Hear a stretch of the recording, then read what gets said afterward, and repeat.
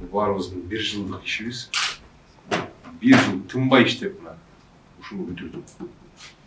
Хотя проект 2016 жылы башталган. Ошондон бери чоюлуп келип атып 6 жылда. 1 жылда бүтүрдүк.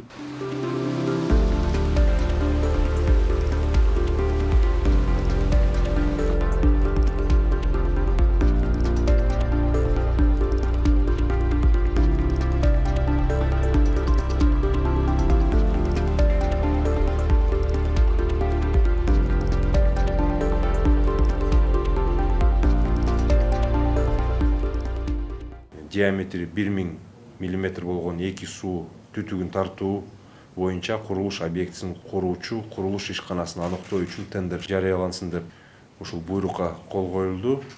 Тендер маселеси эле калды. Тендерди өткөрүп алсак, Кудай буйрса, ушул бир кечки күздө жумуш иштери башталып калат. Элди таза суу менен камсыздоону.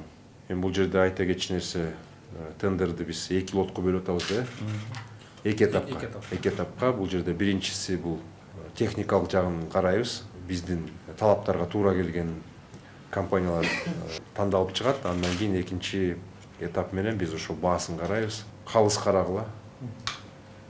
Биринчиден, экинчиден жанагындай күрөгү жок фирмалар кирбегендей болсун да.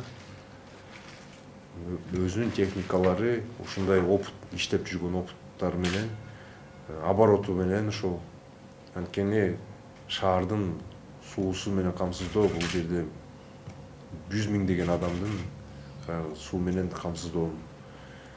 Бул проект көптөн бери күтүлүп келатат, элдин арасында да күтүлүп келатат. Бардык жерде да айтылып келатат, ошон үчүн бул жагын жакшылап карагыла. Сонун. Дагы бир жолу айтам. Таза, жакшы, мындай опыты бар, техникасы бар фирмалар келип иштесин. Бул анткени биздин жарандарыбыз үчүн жасалып аткан нерсе. 100 миңдеген адамды суу менен камсыздоочу жер. Ошон үчүн ушу баарыбызга ийгилик каалайм эми ушул жасап аткан ишибиз жакшы ишке ашып, ушу элибизге суу менен камсыздап, ушул суубуз токтобой, өчпөй, өзгөчө жаз аймагында ушул элге мындай бесперебойно суу берип турганга.